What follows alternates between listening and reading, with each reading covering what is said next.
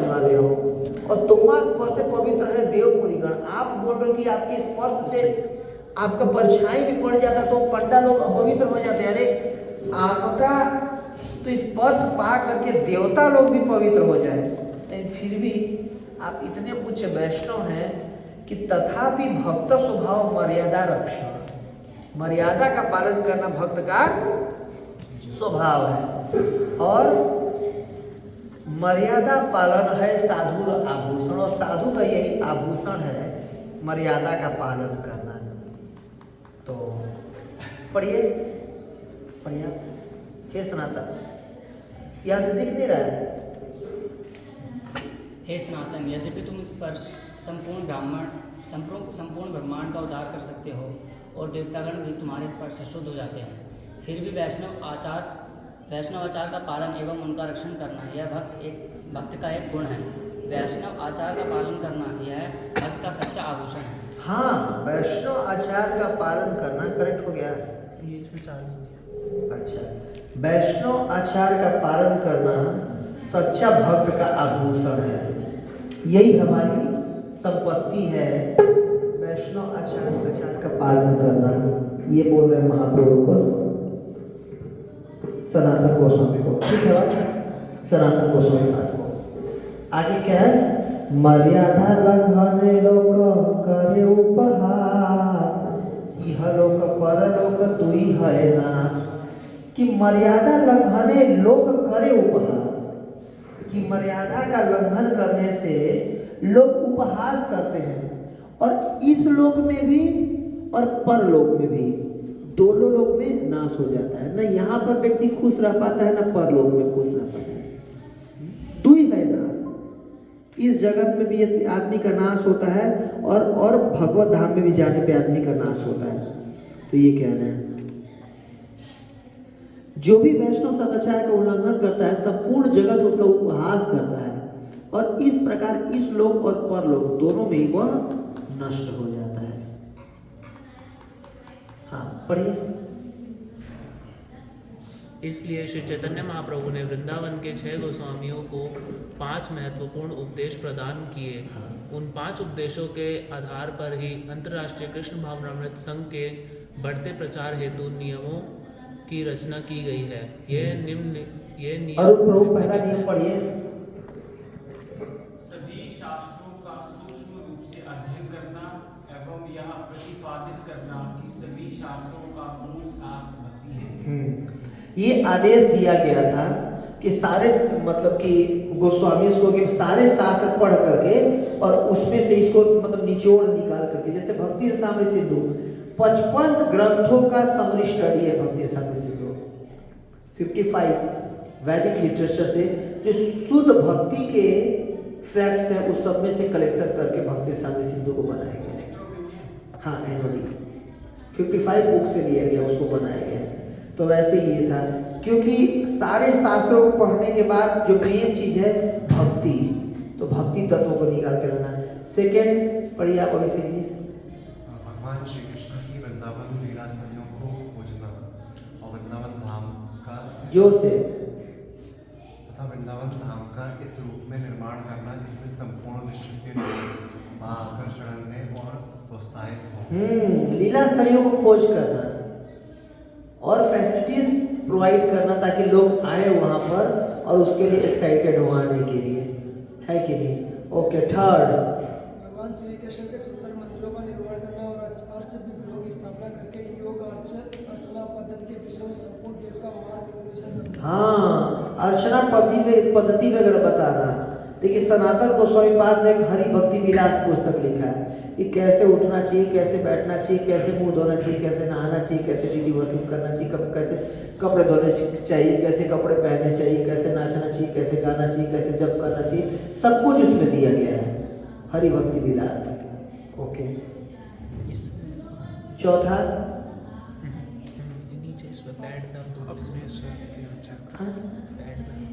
अच्छा, ठीक है, थैंक यू। हाँ, चौथा अपने स्वयं के आचरण से सिखाना कि वैष्णव कैसा हो तथा वैष्णवों के जोर से शिष्टाचार के उदाहरण को प्रस्तुत करना। श्री चैतन्य महाप्रभु के अनुसार यह अत्यंत महत्व मूल सिद्धांत है। केवल शास्त्रों से निपुण होना इतना महत्वपूर्ण नहीं है जितना वरिष्ठ भक्त, कनिष्ठ भक्त, भगवान और बद्ध जीवों के साथ योग व्यवहार की जाए। हाँ, कैसे व्यवहार करना है ये बहुत जरूरी है। सीनियर भक्तों के साथ कैसे व्यवहार करना है, साथ वाले भक्तों के साथ कैसे व्यवहार करना है, और जूनियर भक्तों के साथ कैसे व्यवहार करना है। 3 तरह के भक्त बेसिकली आसपास हमारे होते हैं। तो how to deal with senior devotees, how to deal with equal devotees, and how to deal with junior devotees. We should learn all the fact, all कि कैसे व्यवहार करना है।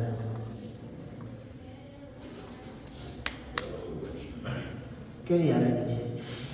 आप अच्छा, वैष्णव का सार, वैष्णव आचरण क्या है? अच्छा, इधर कृष्ण भावनामृत का सार वैष्णव आचरण। ओके, तो पहला क्या पॉइंट है? देखिए हम लोग इसमें ना पढ़ते रहेंगे, डिस्कशन करते रहेंगे तो अच्छा रहेगा ज़्यादा। इसमें आप लोगों का पूरा वो होगा, डिस्कशन में सब लोग पार्ट लेंगे, कुछ स्किट करेंगे, कुछ आप लोगों को भी थॉट आएगा, ताकि क्योंकि देखिए ये व्यवहारिक चीज़ है, सारा उतारना हम सबको व्यवहार में है।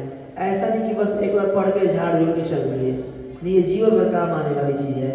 तो पूरा कॉन्सेप्ट क्लियर होना चाहिए। पढ़िए मोहित को। भक्तों का जीवन सादा जीवन उच्च विचार के तत्वों पर आधारित होना चाहिए। हाँ, हमारा जीवन कैसा होना चाहिए? सादा जीवन उच्च विचार। सादा जीवन मतलब सिंपलिसिटी, वो हिंदी बोल दिए सिंपल लाइफ। सिंपल लाइफ का मतलब क्या होता है? हर चीज में सरलता, सरलता से रहना। सरलता से मतलब मतलब बिना किसी एक्स्ट्रा डिजायर्स के मतलब चलते हैं ना, रोटी कपड़ा मकान इसी चीज़ नहीं, मतलब जितना मिनिमम रिक्वायरमेंट में सब कुछ चल सकता है उतने पे चलाना। मतलब सादा जीवन का मतलब ये नहीं होता कि रोटी नहीं खाएं, नंगे रहें, कपड़ा नहीं पहने, टोपी पहने, कहीं मेट्रो और गाड़ी वगैरह यूज ना करें, पैदल चले, यहाँ से जाना है जैसे कि सीपी, पैदल जाए सीपी, अगले साल तक पहुँचे वहाँ पर। तो मतलब सादा जीवन का मतलब ये नहीं होता है कि सब कुछ छोड़ छाड़ दे। सादा जीवन का मतलब होता है कि मिनिमम जितना रिक्वायरमेंट है, अगर मान लीजिए 8 रोटी का खुराक खाएं, तो सादा जीवन का मतलब ये नहीं कि 3 रोटी खाना है, तो पूरा भोजन करें, 8 रोटी खाए दबा करके। ये सादा जीवन का मतलब ये नहीं होता है। सादा जीवन का मतलब जो भी समझ ले, लेकिन अब ऐसा भी नहीं होना चाहिए। नॉर्मली एक छोटी सी कार से अगर काम चल सकता है तो नहीं, मैं बियर में नहीं है, कैसे काम चलेगा? बड़ी सी कार लेना, बड़ी सी बाइक लेना, छोटा सा भी काम चल सकता है कि नहीं? इसको सादा जीवन कहते हैं। कि और ये क्यों कर पाएंगे ना, जब जीवन का कोई हायर पर्पस रहेगा, है कि नहीं प्रभु? जब जीवन का कोई हायर पर्पस रहेगा, मन मेरा से ऊपर उठ करके तब जाके कर पाएंगे। नहीं तो सबको अच्छा लगता है कि ज़्यादा से ज़्यादा मैं शो पानी करूँ, शोबाजी करूँ, दिखावा करूँ, ताकि पता हो कि किसके, जैसे अंबानी जी थे अपने बेटे की शादी में 5,000 करोड़ खर्चा किए, पता होना चाहिए कि शादी हुई भाई, लोगों को याद रहे। तो ये क्या है? ये सादा जीवन ऊँचे विचार नहीं है, ऊँचा जीवन, ऊँचे विचार, जो भी कह सकते हैं। तो ये ऊँचा जीवन हो गया, ये सादा कम में भी हो सकता है, ठीक है, उनके हिसाब से मैं भी सादा हो, कुछ कह नहीं सकते। और ये हर एक इंडिविजुअल के लिए अलग अलग होगा, सबको अपना बार पता है कि क्या मेरे लिए है। एक आइडिया में भी सादा जीवन आपके लिए 5,000 रुपये में गुजारा करना हुआ, इनके लिए 7,000 हो सकता है, इनके लिए 10,000 हो सकता है। तो आपकी अपनी कमाई और अपने उस स्टैंडर्ड पर डिपेंड करता है। बट वेयर मिनिमम में जितना में काम चल सके उतने में काम चलाना, उसको सादा जीवन कहते हैं। ओके, अगला। भक्तों का जीवन कैसा हो, इसके बारे में अनेक नियम एवं तत्व हैं, परंतु उन सबका उद्देश्य यह है कि वे सभी एक मूलभूत नियम, निरंतर भगवान श्री कृष्ण का स्मरण और कभी भी उनका विस्मरण ना होना की पूर्ति हेतु सहायक होने चाहिए। यह नियम सर्वोच्च है तथा सभी नियम इसके अधीन हैं। हाँ, सततम स्मर्तव्यम विष्णु विस्मर्तव्यम जातुचित सर्वे विधि निषेधस्व एव किंकरा। कि जितने भक्ति में नियम कानून है, सब इस नियम कानून के सर्वेंट हैं। Always remember Krishna never forget Krishna. अब कई बार ये होता है ना कि इतना चार झुंड के पहने होते हैं कि हमारा फोकस नहीं रहता है कि कृष्ण से ज्यादा मैं ही अट्रैक्टिव दिखूं। होता है कि नहीं, लोग मुझे देख नहीं रहे, अच्छा नहीं झाड़ झुंड नहीं पहना हो क्या, तो नहीं भाई, कृष्ण अट्रैक्शन का केंद्र होना चाहिए, अट्रैक्शन का केंद्र मैं नहीं होना चाहिए। Attraction should be on Krishna, not on me, ताकि मैं कृष्ण का स्मरण कर सकूं हमेशा। ऑलवेज रिमेंबर कृष्णा हो सके और नेवर फॉरगेट कृष्णा हो सके। इसके लिए जो भी है सादा जीवन, या विवेक को पढ़िए थर्ड।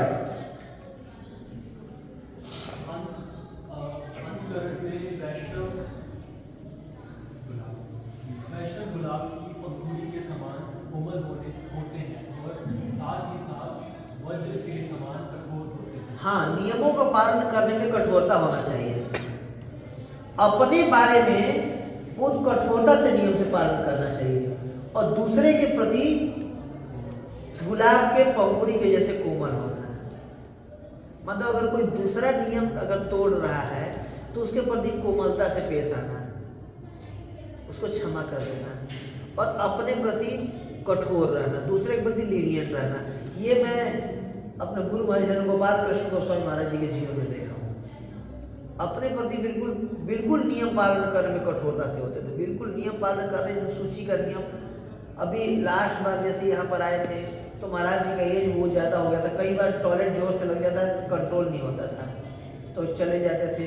तो थोड़ा भी अगर धोती पे पड़ गया, लग गया, तो फिर पूरा धोती चेंज करना, पूरा नहा के तब जाके अगर टेम्पल में आना। तो उस उम्र में भी मैं देखा, अपने मंदिर में देखा, तो मतलब अब नियमों का पालन में बिल्कुल कठोर, अपने प्रति कोई बिल्कुल वो नहीं, और दूसरे के प्रति कई बार क्षमा कर देते थे, कुछ भी ठीक है माफ़ कर दो, we should forgive him, we should forgive him, we should forgive him. और अपने प्रति बिल्कुल स्ट्रिक्टनेस है, नॉट एनी फॉरगिव, नियम पालन करना। वैसे बोल रहे हैं कि अपने प्रति बिल्कुल कैसा वज्र के समान कठोर रहना और दूसरे के प्रति क्षमा का भावना होना चाहिए, गुलाब के पंखुड़ी के प्रति। यस, अगला। वैष्णव दोषदर्शी होते हैं, अर्थात वे कभी भी दूसरे के दोष नहीं देखते। वैष्णव केवल दूसरे की स्तुति सुनते हैं, दोष नहीं। अदोषदर्शिता, भगवान का भी गुण अदोषदर्शिता का है। अगर भगवान हमारे दोष देखने लगे ना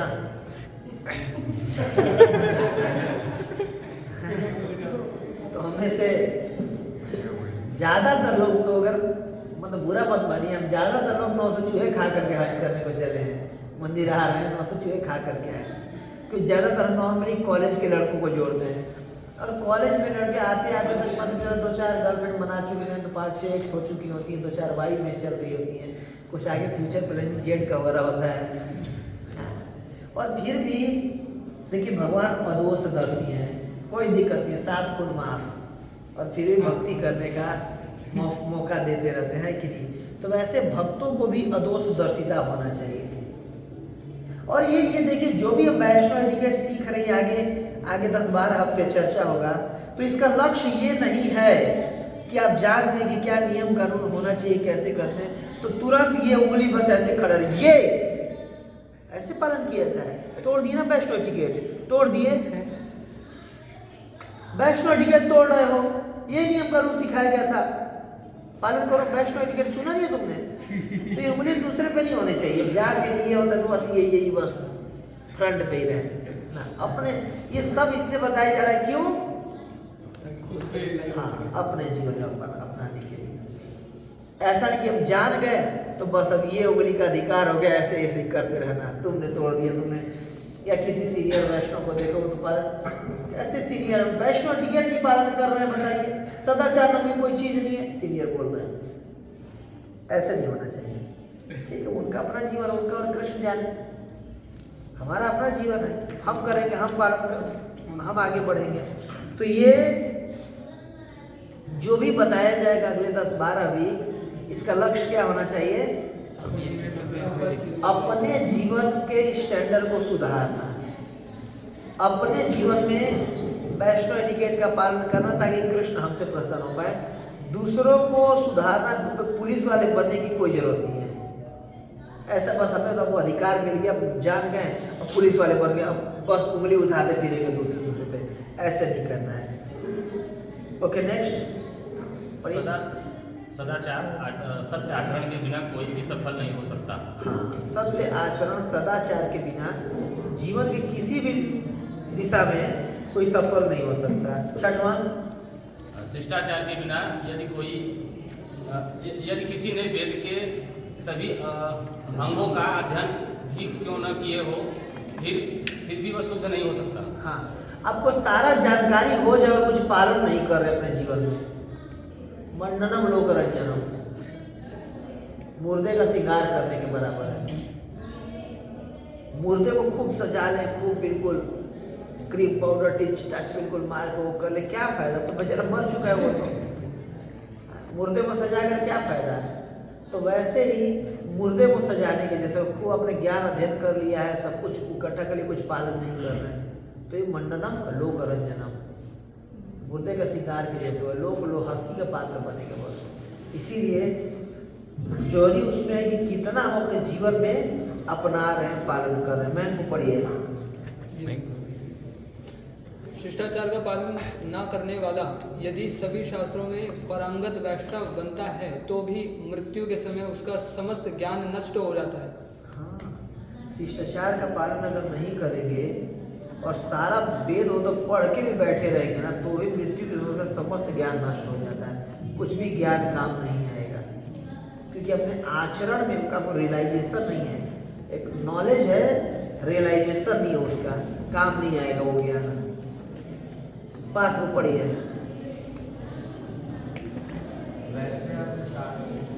जोर से। वैसे आचरण का त्याग करने निश्चित रूप से स्वयं के आध्यात्मिक जीवन, वैष्णव आचरण का त्याग करना निश्चित रूप से स्वयं को आध्यात्मिक जीवन का अंत करने के समान है। वैष्णव एडिकेट छोड़ना कैसा है? आध्यात्मिक जीवन का अंत करने के समान। देखिए कितना खतरनाक लिखा जा रहा है। अगर किसी को वैष्णव मतलब अपना आध्यात्मिक जीवन खत्म करना है, नाश मारना है अपना, क्या करना चाहिए? वैष्णव आचरण मतलब वैष्णव के तोड़ना चालू करते, कुछ भी श्रृंखल व्यवहार करना चालू करते। एक्चुअली यही जो मेन हमारा लॉस होता है कि हम हरिनाम की इतना महिमा सुने रहते हैं, हरि कथा की इतना महिमा सुने रहते हैं, लेकिन देखते हैं कि पता नहीं सालों सालों हो गया माला घी से कुछ हो ही नहीं रहा है, टनों टन प्रसाद खा के कुछ हो ही नहीं रहा है, कितने वैष्णव का आशीर्वाद भी कुछ हो ही नहीं रहा है। क्यों? वैष्णव एडिकेट तोड़ रहे होते हैं नियम कहीं ना कहीं। इसीलिए नियम जानना जरूरी है। आचरण, अच्छा आचरण यश ऐश्वर्य आयु को बढ़ाता है एवं सभी अमलंगों को नाश करता है। अमलंगों मतलब जो भी हमारे जीवन में अमल है, मल मतलब जो भी गंदगी है उसको नाश करने वाला है। और यश ऐश्वर्य आयु ऐसे करके 7 चीज होता है, उसमें वृद्धि होती है। अगर अच्छा आचरण करेंगे ना, लोग प्रसन्न होते हैं, और लोग प्रसन्न होंगे तो उनको आशीर्वाद मिलेगा, और आशीर्वाद से 7 चीजों में वृद्धि होती है। आयु बढ़ जाएगा, ऐश्वर्य बढ़ जाएगा, यश फेम बढ़ जाएगा, फेमस हो जाएंगे आशीर्वाद पाने से। ओके, श्री प्रभुपाद जी कहते हैं वैष्णव की क्या पहचान है? वो is a Vaishnav is a perfect gentleman. एक सभ्य व्यक्ति होता है, जेंटलमैन। जब प्रभुपाद से बोलते थे कि आपके शिष्य कैसे पहचाने जाएंगे, तो बोलते थे प्रभुपाद मेरे शिष्य अपने आचरण से पहचाने जाएंगे, उनका बहुत जेंटलमैन सा व्यवहार होगा तो समझिएगा मेरे शिष्य है। कई बार हम भक्ति में आ जाते हैं और भक्त बनने के नाम पे ना जो साधारण व्यक्ति से मतलब एक मनुष्य बनने के जो आचरण होते हैं वो भी पालन करना छोड़ देते हैं। अब तो मैं भक्त बन गया। जैसे मैं कई बार देखा हूँ, मेट्रो में है, जा रहे हैं, कोई बुजुर्ग व्यक्ति है, हम जवान हैं, तो उसको सीट दे देना चाहिए। या हमें लगता है माया का जीव, पतितात्मा, हाँ बैठा मैं चैन नहीं करो अपना करूँगा कि अरे बुजुर्ग है, सीट मांग रहा है, दे दीजिए। ये वैष्णवता छोड़, ये मनुष्यता है एटलीस्ट। कई बार भक्ति का दिखावा के चक्कर में मनुष्यता के पद से भी नीचे काम करने लगते हैं। बिल्कुल ऐसे लड़ने लगते हैं जैसे बाहर का कोई कर्मी व्यक्ति कुकुर बिलार भी ना लड़े। वैष्णवता तो बहुत ऊपर की चीज होती है। वैष्णवता पर दुखी होती है। कई बार तो इसीलिए कहते हैं परफेक्ट जेंटलमैन से हमारा व्यवहार होना चाहिए। हाई बोल कैसे होगा ये? अच्छा, मंदिर में पालन किए जाने वाले नियम। अब कुछ कुछ नियम बताया जा रहा है कि जब भी हम मंदिर आए आगे पानी तो जरूर उन नियमों का पालन करें, और ये एक सा होना चाहिए। और प्रभुपाद इसे बहुत इम्फेसाइज करते थे इसको।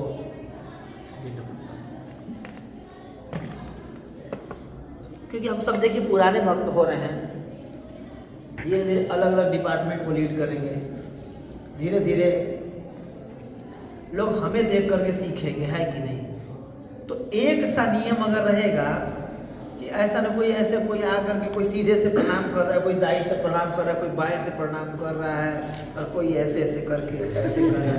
कल मैं रात में आया था, अचानक सोचा टेम्पल हॉल के चला जाऊँ करके, तो मैं देखा कि एक माता जी आई थी और सब मतलब जिन जिन विग्रहों के सामने जा रही थी प्रणाम वणाम कुछ नहीं थी, ऐसे ऐसे कर करके कुछ ऐसे ऐसे कर रही थी। ऐसे मैं भी अपने तरीके से वो भी कुछ रेसिप्रोकेट कर रही हूँ, भगवान जाने। मैं ऐसा नहीं कह रहा हूँ कि गलती कर रही है, बट कोई एक सा नियम होना चाहिए ना। पंजाबी बाग में एक व्यक्ति ऐसे आते थे, मतलब 50-55 साल के, जब मैं ट्रेनिंग में 2017 में आते थे, तो जब आते थे तो विग्रहों के सामने ऐसे करके कहते थे, ऐसे कुछ ऐसे इशारा करते थे। मैं प्रणाम कर लो यार, आप हाथ जोड़ लो। अब कोई ऐसे कर रहा है, कोई ऐसे कर रहा है, क्या है ये? तो वृंदावन में देखा था अभी कुछ पहले गया था, तो एक आदमी थे और साड़ी मतलब चुन्नी पहने हुए थे, और श्याम सुंदर जी का दर्शन करते और कृष्ण बलराम का, तो ऐसे चुन्नी को ऐसे करके फिर ऐसे करके फिर ऐसे करके। तो इसलिए मंदिर में कुछ नियम बनाए गए, अगर ये नियम पालन करते तो कोई कुछ भी करने लगेगा, है कि नहीं? कुछ तो नियम, किसी इंस्टीट्यूशन में जाते हैं तो कुछ नियम कानून होता है ना। वैसे वैष्णव धर्म में भी, वैष्णवता में भी कुछ नियम बनाए गए हैं। अगर हम उसका पालन करेंगे तो अच्छा रहेगा, हम खुद का भी जीवन बेहतर कर सकते हैं और लोगों को भी सिखा सकते हैं, है कि नहीं? पढ़िए क्या लिखा, विनम्रता के बारे में क्या लिखा हुआ है? तो क्या विनम्रता कोई गुण है कि नहीं? होना चाहिए कि नहीं हमारे अंदर? होना चाहिए। कौन पढ़ेगा जोर से? मैं पढ़िए। प्राचीन काल में राजा महाराजा पालकी में यात्रा करते थे। मंदिर के सबसे महत्वपूर्ण नियम के अनुसार मंदिर में कोई भी पालकी में वाहन अथवा पैरों में जूता चप्पल पहनकर प्रवेश ना करे। पहले जमाने में राजा महाराजा लोग पालकी में चला करते थे। अब राजा महाराजा लोग किस में चलते हैं? BMW, ऑडी, जगुआर में चलते हैं। तो मंदिर से थोड़ा दूर पे ही पालकी से उतरते थे, दंडवत प्रणाम करते थे, और भले महाराजा और सम्राट लोग पैदल चल के आते थे। तो अभी भी जब भी हमारे पास तब घोड़े होते थे, 4 पैर वाली कार होती है, तो अपने घोड़े को पार्किंग किया जाए बगल में। कई लोग ऐसे होते हैं ना, मंदिर के बिल्कुल मेन गेट पे कार रुकती है, दरवाजा खुलता है, आलिशान तरीके से उतरते हैं और फिर ऊपर जाते हैं। नहीं, थोड़ा देर पैदल चलिए। इसीलिए वो तो अच्छा है कि पहले ज़माने में भगवान लोग भी बसते थे ऊपर बिल्कुल पहाड़ पे। चलो कुछ तो चढ़ना पड़ेगा वैष्णो माता के जैसे, नीचे बस जाते तो लोग क्या करते हैं, फिर ऑल्टर में डायरेक्ट में कार वो करवाए। तो एक वैष्णो एटिकेट होता है। तो देखिए, मैं भगवान के पास आया हूँ और भगवान मेरे से बड़े हैं, है कि नहीं? डाउट तो नहीं कि भगवान मेरे से बड़े हैं, चाहे कितने भी बड़े आदमी हैं। मिनट जैसे विवेकानंद जी नहीं कह रहे थे अपने गुरु महाराज के ग्लोरिफिकेशन में, गुरु महाराज ने कहा था उनसे 2 साल पहले, भगवान को किसी को देने में भी थोड़ा भी टाइम नहीं लगता और लेने में भी थोड़ा टाइम नहीं लगता। जैसे भगवान आपको सब कुछ दे सकते हैं, 1 मिनट में सब कुछ ले भी सकते हैं, है कि नहीं? तो ऐसे उनको पता होता था कि नहीं, भगवान ने दिया है जो भी है कृष्ण का है, और देने वाले कृष्ण हैं तो लेने वाले भी हाँ ले भी सकते हैं। इसीलिए अपने एक जनरल एटिकेट होना चाहिए। कोई बाइक से या आप लोग उससे कार से आए तो पार्किंग में या पीछे मेन गेट पे नहीं ऐसे कार रुकवाना चाहिए कि मेन गेट पे उतर करके कार रुका के उतरने नहीं, या फिर जूते चप्पल पहन करके प्रवेश न करें। ये तो नॉर्मली पालन हम लोग करते ही हैं, गाड़ी नहीं जाने देंगे बिना पालन किए। आगे बढ़िए। इसके पीछे का उद्देश्य यह है कि हमारी सामर्थ्य, पात्रता अथवा सामाजिक स्थिति कितनी भी श्रेष्ठ क्यों ना हो, हमें अपनी राजसी कृति अथवा स्वामी अथवा भगवान बनने की प्रवृत्ति का त्याग करना चाहिए। भक्तों के संग में विशेषतः मंदिर में दासानुदास की भी भावना होनी चाहिए। की ही भावना कि भी नहीं, ठीक है, वो भी हो, दास भी बन गया, थोड़ा सा बाकी करो, वो तो उस्ताद ही। ऐसा नहीं होना चाहिए कि यहाँ पर आए भगवान के लिए सब एक समान है। मतलब सांस लेने मात्र से अनंत कोटि ब्रह्मांड पैदा कर देते हैं, तो अनंत कोटि ब्रह्मा पैदा कर देते होंगे ना, अनंत कोटि शिव पैदा करते हैं, और इंद्र चंद्र वरुण की तो ये ब्रह्मा जी के एक दिन में 14 बार बदलते हैं ये लोग। तो जैसे 5 दिन हमारे जीवन काल में अगर 50 साल जी तो 10 प्रधानमंत्री बदलेंगे ना, वैसे ब्रह्मा जी के एक दिन में 14 मनु बदल जाते हैं। तो ये तो हम मतलब हमारे जैसे मच्छरों की तो गिनती ही नहीं है। तो कितना भी बड़े हो जाएंगे भगवान के लिए क्या है, अगर ब्रह्मा भी बन गए, एक सांस में पैदा करके एक सांस में निपटाया करते हैं भगवान, है कि नहीं। तो उनके सामने हम जाकर अपनी उस्तादी दिखाएं, अपना ऐश्वर्य दिखाएं। ये कई बार ऐसा होता है ना, भगवान के सामने नहीं दिखाते लेकिन और लोगों के सामने प्रदर्शित करना चाहते हैं, ये दिखाने के लिए कि उनसे तो श्रेष्ठ हो ही ना, ये गरीब लोग ये भावना नहीं होना चाहिए। कई लोग होते हैं जो थोड़ा अमीर है, थोड़ा भगवान ने जिनको अच्छा दे दिया है तो अपनी श्रेष्ठता दिखाने लगते हैं। ना ना ना, भगवान के लिए एक तो सिंपल लाइन में आई है। सबसे ज़्यादा प्रश्न लोगों का होता है इस्कॉन को लेके ही, तुम्हारे इस्कॉन वाले जन्माष्टमी में अलग से लाइन लगवा देते हैं पैसे वालों का, है होता है कि नहीं। तो वो इसलिए होता है प्रभु जी कि वो लोग उतना टाइम नहीं देना चाहते, प्लस उनका जैसे जन्माष्टमी मनाने में 50 लाख से 1 करोड़ के बीच में खर्चा आता है, तो 50 लाख से 1 करोड़ का जो खर्चा उन्होंने ही दिया है ना, और उनको थोड़ा सा फैसिलिटी अगर नहीं प्रोवाइड करेंगे तो उनको पैसे दे सकते हैं, टाइम नहीं दे सकते हैं अपना, आएंगे तो अगले साल देंगे नहीं। तो अगर 50 लोगों ने जो दिया है, मान लीजिए 50 लाख रुपए, जिसके चलते हम 5 लाख लोगों को दर्शन करवा पा रहे हैं, 5 लाख लोगों को प्रसाद खिला पा रहे हैं, 5 लाख लोगों के लिए अरेंजमेंट कर पा रहे हैं, तो क्या हमारी तरफ से उनको नहीं अच्छा रिश्ते प्रदर्शन बनता है। ये उनके ऊपर है, ठीक है, आप नहीं लेना चाहो आप मत लो, आप लाइन में लग करके आपको थोड़ी ना मनाही है, आप लाइन में लगो 2 घंटा, लेकिन आप लग नहीं सकते, लेकिन आप 5 लाख लोगों को फैसिलिटी प्रोवाइड कर सकते हैं। तो हम भी उनको कुछ विशेष वो करते हैं ताकि भाई कुछ दे, ताकि तब तो अगर वो देगा तो कहाँ से आएगा, इतना टेंट टूट का खर्चा कहाँ से आएगा, इतने प्रसाद बढ़ता है कहाँ से आएगा, इतने कार्ड छपते हैं, इतने बाउंसर आते हैं, इतने ये वो कहाँ से आएगा। तो अभी तो हमें चोरी है ना, लेकिन सबके पास पैसे नहीं होते, कुछ के पास पैसे हैं तो टाइम नहीं है, किसी के पास टाइम है तो पैसे नहीं है, हर तरह के लोग हैं। तो जो पैसे से कॉन्ट्रीब्यूशन कर सकते हैं वो टाइम इतना नहीं दे सकता, तो उसको देते ठीक है, आप दर्शन करो जाओ, अगले साल दोबारा दें, ये गलत भी नहीं है, क्योंकि उनके चलते हज़ारों लोगों को व्यवस्था मिल रहा है। ऐसा थोड़ा ब्रह्मचारी जाके कमा के लाएंगे, देना तो उन्हीं को लोग है ना, तो ऐसा होता है। बट उसमें भी मैं DDU में एक प्रोफेसर के पास गया हुआ था, HOD थे अपने डिपार्टमेंट के डीन थे, मैं उनको कार्ड वगैरह दिया तो बोले कि नहीं क्या नाम है, आप मुझे मत दीजिए और मैं सिंपल लाइन लग के आना पसंद करूँगा। ठीक है, आप लाइन लग जाइए, हमारे कुछ स्वागत है, हम काम मना करें। आए और सच में व्यक्ति लाइन लग के ही आए, ठीक है, कोई व्यक्ति ऐसा, तो ये भी एक जेन्युइन महसूस हो सकता है, ठीक है, मैं समान कॉमन पर्सन हूँ, मैं लाइन में लग के आना 2-4 घंटा मैं दे सकता हूँ, 2-4 घंटा देना पसंद करूँगा, ठीक है, Krishna like that, Krishna like, but कोई दे ही नहीं सकता टाइम, तो कोई दिक्कत नहीं है, कृष्ण उसको भी लाइक करते, चलो कैसे भी आया तो मेरे पास आया तो कम से कम अपना मत्था टेकने हैं, दोनों अच्छा है।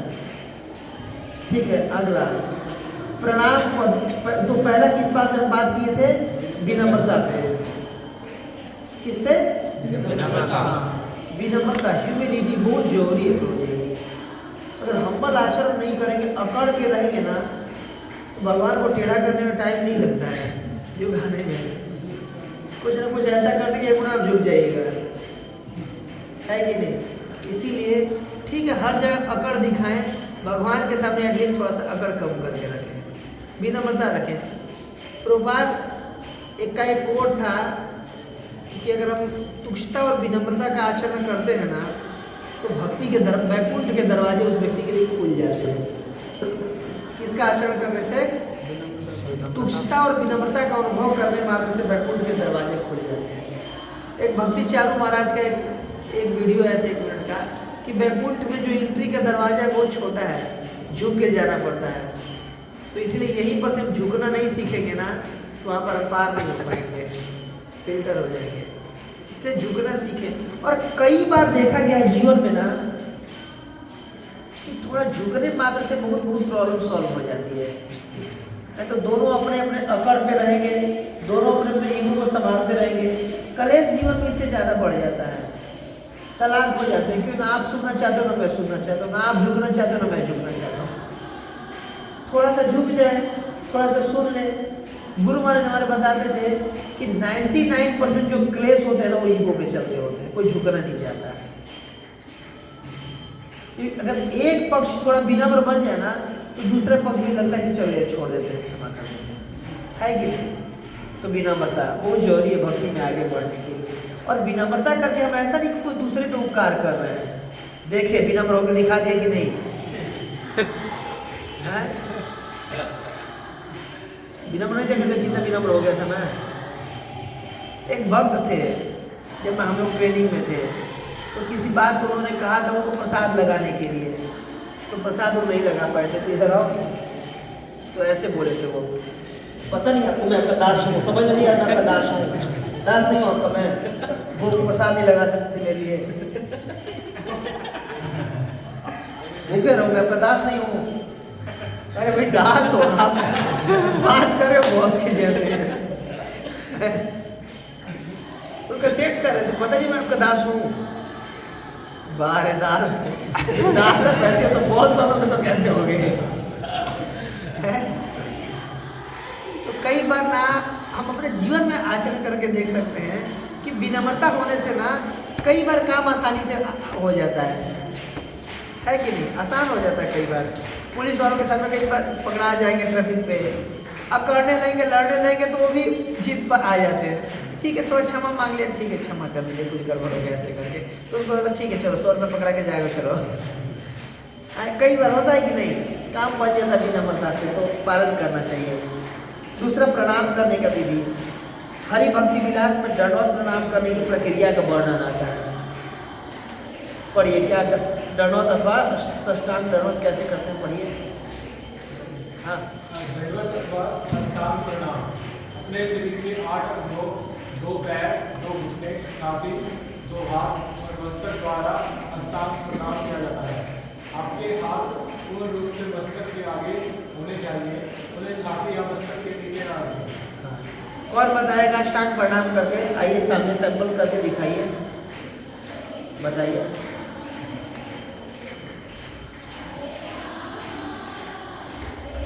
जल्दी आइए, ये प्रणाम करके बता रहे हैं कैसे प्रणाम करना चाहिए। मान लीजिए, हाँ चलिए डीटीज है, देखिए पैर बिल्कुल ऐसे, हाथ आगे होना चाहिए ऐसे, और सर लगा होना चाहिए जमीन में, छाती से लगा होना चाहिए, सर लगा होना चाहिए और हाथ ऐसे आगे होना चाहिए। ये साष्टांग प्रणाम का तरीका है। पंचांग प्रणाम कीजिए, ये पंचांग प्रणाम का तरीका है। ये सर से आगे हाथ आना चाहिए। कई लोग कई चीज़ आप देखे होंगे, लेकिन ये देख लीजिए और ये प्रमाणित तरीका है, ठीक है। तो ये 8 चीज, उसमें 2 हाथ, 2 घुटने, छाती, 2 हाथ और मस्तक, कितने हुए? 8 हो गए।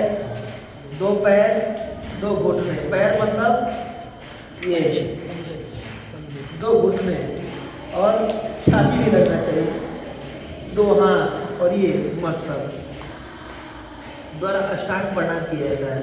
आपके हाथ पूर्ण रूप से मस्तक के आगे होना चाहिए और छाती और नीचे, ठीक है। पंचांग प्रणाम कौन पढ़ेगा? पढ़िए। पंचांग प्रणाम अर्थात शरीर के 5 अंगों, 2 घुटने, 2 हाथ और मस्तक द्वारा प्रणाम। दंडवत प्रणाम, दंडवत करते समय पहले गुरु प्रणाम मंत्र, शिव प्रणाम प्रणति एवं तत्पश्चात वेदी पर उपस्थित भगवान के लिए प्रणाम मंत्रों का उच्चारण हाँ, इसका विशेष ध्यान रखना चाहिए। अगर मान लीजिए आपके सामने अगर राधा कृष्ण हैं और राधा कृष्ण को प्रणाम करें तो कहाँ से शुरू करना है, कैसे राधा कृष्ण को प्रणाम करना है? पहले गुरु का प्रणाम मंत्र, फिर प्रभुपाद का प्रणाम मंत्र, और अगर दीक्षित नहीं है तो पहले प्रभुपाद का प्रणाम मंत्र, फिर उन विग्रहों का प्रणाम मंत्र, और थोड़ा मुंह से उच्चारण होना चाहिए, मन मन में नहीं, बोल बोल के विग्रहों को सुनाना है कि आपको प्रणाम मंत्री है, बोल बोल के उच्चारण करना चाहिए, मन में नहीं करना चाहिए। जैसे कि मान लीजिए अगर राधा कृष्ण का विग्रह है यहाँ पर, तो राधा कृष्ण को प्रणाम करना है, कौन बताएगा? आइए बताइए।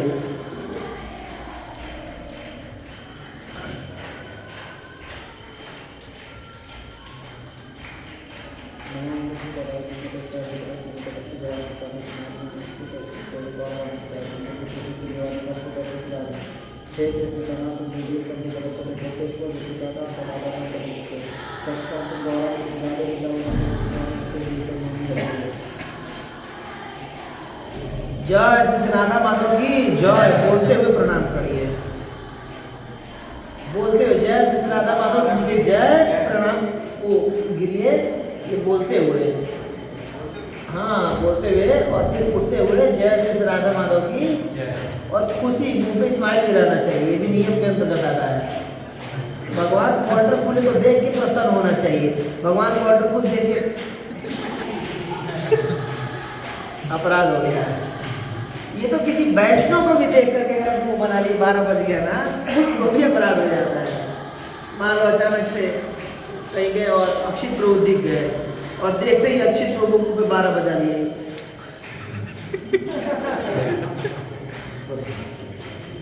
कुछ बोले भी नहीं ना, देख करके प्रसन्न न होना वैष्णव कोई वैष्णव अपराध होता है।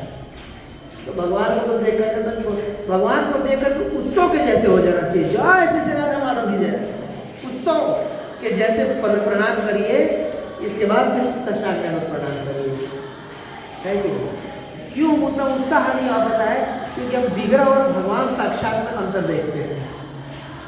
लेकिन जो सवाल शुद्ध भक्त हैं, प्रतिमा नहीं तो भी साक्षात ब्रजेंद्र नंदन, वो डायरेक्ट भगवान को साक्षात कृष्ण के रूप में देख रहे हैं, वो देखते ही साक्षात कृष्ण देखते ही बिल्कुल दंडवत प्रणाम कर देते हैं कि उत्साह से तो करते रहेंगे, लेकिन हमें भी साक्षात कृष्ण दिखने लगेंगे विग्रहों में, ठीक है?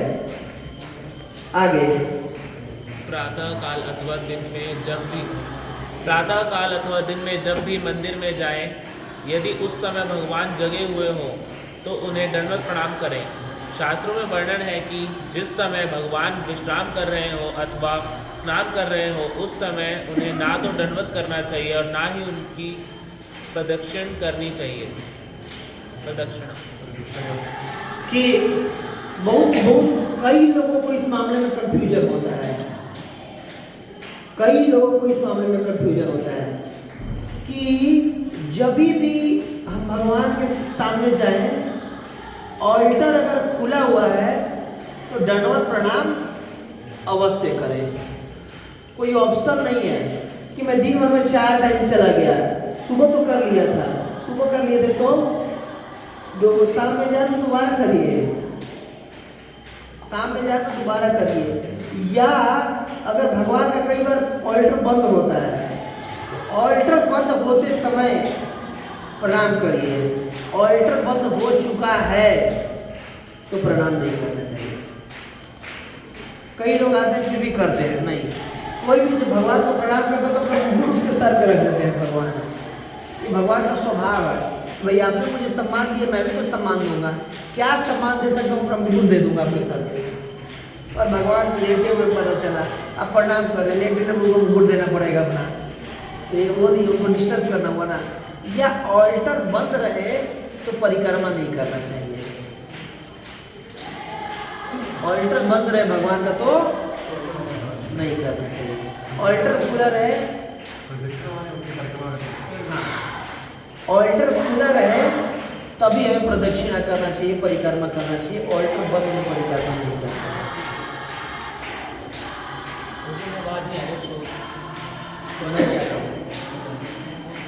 तो प्रोपाद होने लगे, ठीक है, 2 मिनट और टॉयलेट कर लो, आगे से मैं बोल दूंगा जाके धीरे धीरे से करिए, तो हम भी अभी क्लास रोक कर कीर्तन चालू कर देंगे। तो क्या कह रहे थे? एक बार हरी बुलवा के आ जाओ। हाँ, ऑल्टर जब बंद हो तो ध्यान रखना चाहिए कि हमें ना दंडवत प्रणाम करें भगवान को, ना ही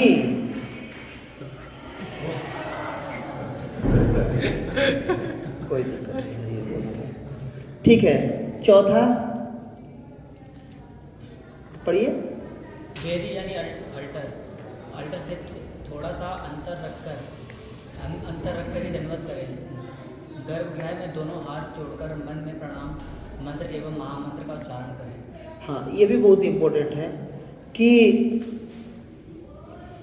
ऑल्टर जो गर्भगृह उसमें होता है, जैसे इस्कॉन के जो मंदिर बनाए जाते हैं ना, जैसे वास्तुशास्त्र के अनुसार जैसे मंदिर होते हैं 5 उसमें मंडप होता है, वैसे करके नहीं बनाए जाते। हम ज़्यादा से ज़्यादा लोगों को एकमोडेट कर सकें, भागवतम क्लास वगैरह हो सके, उसके हिसाब से बनाए जाते हैं। बट फिर भी एक गर्भगृह होता है जिसको ऑल्टर बोलते हैं। ऑल्टर के अंदर मतलब गर्भगृह के अंदर भगवान को प्रणाम नहीं करना चाहिए। आप दंडवत प्रणाम नहीं कर सकते। इसलिए आप कई बार देखेंगे ना, तो कई पुजारी होते हैं अंदर पूजा वूजा करेंगे, फिर बाहर आके प्रणाम करेंगे, फिर बाहर आके सर पे वो रखवाएंगे। अंदर वो खुद ही रख रहे थे सबका, तो अंदर आप अपने सर पे ऐसे नहीं रख सकते हैं। आप सबका सटारी जो होता है सबके सर पे रख सकते हैं, ऐसा नहीं वहीं जाके सूंघ लिए, फूल थोड़ा सा सूंघ लिए, या वहाँ पर कुछ भी आप अपने लिए नहीं कर सकते। भोग के लिए कुछ भी नहीं, ना कुछ टेस्ट कर सकते हैं, ना सूंघ सकते हैं, ना स्मेल कर सकते हैं, ना आप आशीर्वाद ले सकते हैं। नहीं, आप ऑल्टर में हो पूजा करने बस गया, दे सकते हैं आशीर्वाद, ले नहीं सकते हैं। नीचे उतरिए, प्रणाम करिए, आशीर्वाद लेना है, प्रसाद पाना है, फूल सूंघना है, जो करना है, माला पहनना है, सब कुछ नीचे उतर के, ऑल्टर में नहीं कर सकते आप।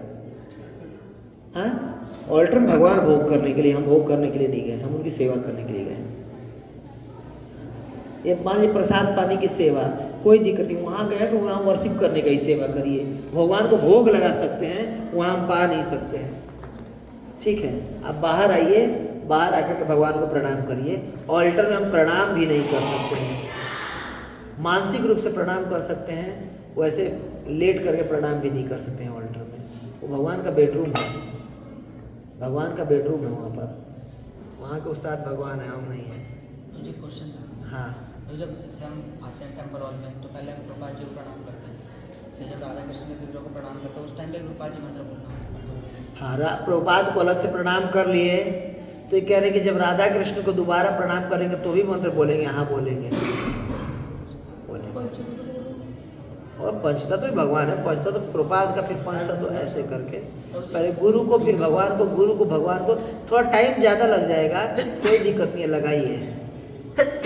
या कई लोग होते हैं जो एक ही बार में तीनों ऑल्टर का पढ़ देते हैं, ठीक है, बिल्कुल इमरजेंसी, उतना टाइम नहीं, ऐसे करके तो कर सकते हैं। बट जनरली एक बार तो जरूर ऐसे करना चाहिए, तीनों ऑल्टर के सामने 3 बार प्रणाम करें और 3 बार पूरा प्रणाम मंत्र बोले। 10 मिनट बाद आए हैं तो एक ही बार में तीनों कर ले। बट और कई मैं महात्माओं को देखा हूँ कि पूरा तीनों ऑल्टर के सामने अलग अलग प्रणाम करते हैं। बिल्कुल कई मतलब आखिरी समय तक भी मैं किसी, जैसे सच्चिदानंद स्वामी महाराज, कितना उनका पुराना एज हो गया, पर तीनों को प्रणाम करते हुए। जयपता का स्वामी महाराज तीनों को ऑल्टर के सामने गए, तीनों को प्रणाम किए थे। हमारे गुरु में तो पूरा दंडवत हाथ पकड़ करके भले झुक के करते, तीनों ऑल्टर को अलग अलग दंडवत प्रणाम करते थे। यहाँ तो चलिए 3 ऑल्टर है, पंजाई बाग में एक ही ऑल्टर में 3 थे, फिर भी वहाँ पर 3 बार झुक के प्रणाम करते हैं। कई बार हम लोग क्या करते हैं, एक ही में तीनों का निपटा देते हैं। तीनों का निपटारा हम कई बार एक ही में कर देते हैं कि चलो यार कौन 3 बार झुके, तीनों तो हैं तो एक बार झुक लेटे, जय पंचतत्व की जय, राधा माधव की जय, राम लक्ष्मण सीता हनुमान जी की जय, एक ही बार। कई बार तो पूरा प्रणाम मंत्र भी बस लेट करके तीनों का नाम ले लिया, वही सोचते उपकार कर दिए इन पे आज। तो कई लोग तो खड़ा रह के भी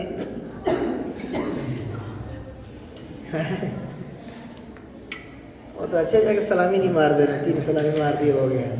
नहीं, तीनों को प्रयास करना चाहिए अलग अलग ऑल्टर में प्रणाम करने। दूरी बना करके, इसका है ना कि थोड़ा सा अंतर रख करके दंडवत प्रणाम करें, थोड़ा दूरी बना करके थोड़ा पीछे आ जाइए। बैरियर से बहुत पीछे आके हाँ कोई दिक्कत नहीं, भगवान देख रहे हैं आप, भगवान करना चाहते हैं, पीछे आके कर ले। हाँ पीछे आके कर ले, जरूरी नहीं कि वहीं पर भीड़ के बीच में। कई बार भीड़ के बीच में लेट जाते हैं ना तो हमारे पैर लग जाता है, लोग गिर जाते हैं। कई बार मैं देखा हूँ एक आध बार कि अगर आप वो व्यक्ति खड़ा होकर वो कर रहा है तो पीछे से आके लेट गए हैं, थोड़ा पीछे हुआ नहीं कि गिर गया आपके ऊपर ही, पैर लग गया, आपका भी कुछ नुकसान होगा, उसका भी नुकसान होगा। बुजुर्ग व्यक्ति अचानक से गिरेगा, हाथ पैर उसका भी कुछ टूट सकता है कि नहीं। मैं कईयों को देखा हूँ, अक्सर देखने को मिल जाता है। तो इसमें थोड़ा सा सेंस रखना चाहिए और जस्ट आदमी के किसी के पैर के पीछे नहीं लेट जाना चाहिए। एक को थोड़ा तो पीछे हट गई तो वो करेगा ना, पीछे हट तो लड़ करके गिर गया, उसको भी अंदाजा नहीं कि कोई पीछे है। मैं वृंदावन में मंदिर में देखा हूँ कई बार। हाँ हाँ मेरे पे भी गिरे हैं लोग, मैं भी एक आध पे गिरा हूँ। तो अब करके अनुभव हुआ कि बिल्कुल कई बार भीड़ होता है तो दंडवत प्रणाम ही नहीं करता हूँ, पंचांग कर लेता हूँ या हाथ जोड़ के काम चला लेते हैं।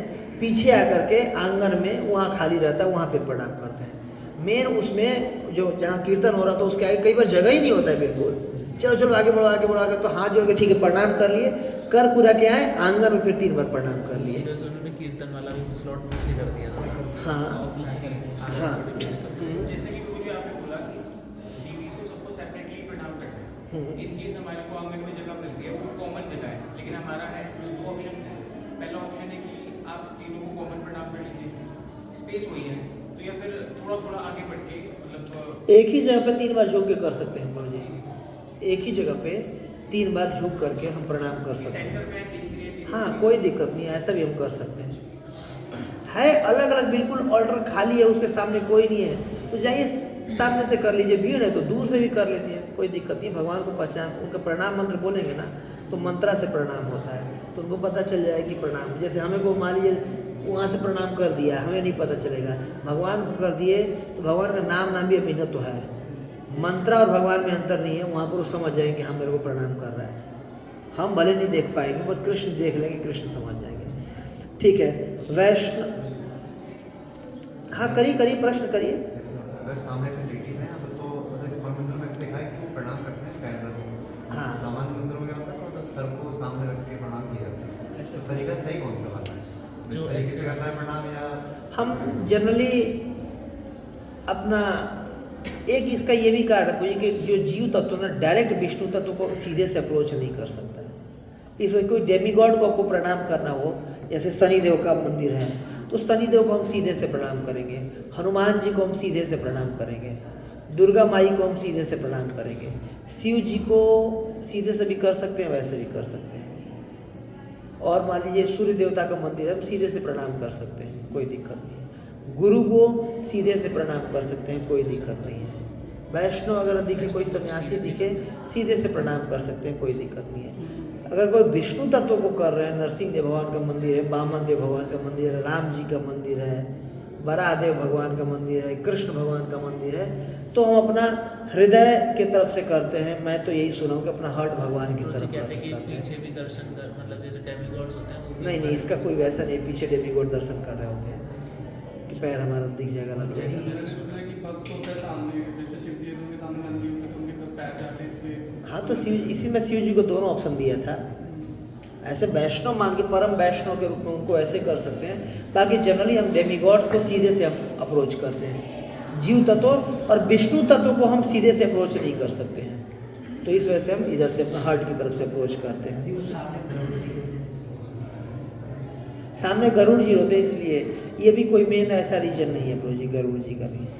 प्रभुपाद जी को उल्टे हाथ से मतलब लेफ्ट हैंड से प्रभुपाद जी को भी वैसे ही करते हैं जैसे भगवान को करते हैं, अपना हार्ट उधर की तरफ रखते हुए कर सकते हैं, बट मैं सुना नहीं हूँ ऐसा कभी। वैष्णव या गुरु जनों को सीधे प्रणाम करते हैं। तो देखिए प्रभुपाद जी का एक यूनिक पोजीशन रखा गया है स्कॉल में, एज ए प्री एमिनेंट शिक्षा गुरु, एक यूनिक पोजीशन उनका रखा गया। जैसे पहले प्रभुपाद ही गुरु थे, अब जैसे और गुरु आ गए, इसका मतलब ये नहीं कि वो गुरु प्रभुपाद की जगह पे आ जाते हैं, ऐसा नहीं। ये आगे 10,000 सालों तक के लिए ऐसा नहीं होगा, प्रभुपाद रहेंगे प्री एमिनेंट शिक्षा गुरु। अभी मान लीजिए ऑल्टर प्रभुपाद है, आने वाले समय में तो 50 लेयर आ जाएगी गुरु, उनके गुरु। जैसे गौड़िया मठ अगर में जाइए तो भक्ति सिंह ठाकुर जी महाराज के नीचे 5-6 लेयर आ चुकी है ना।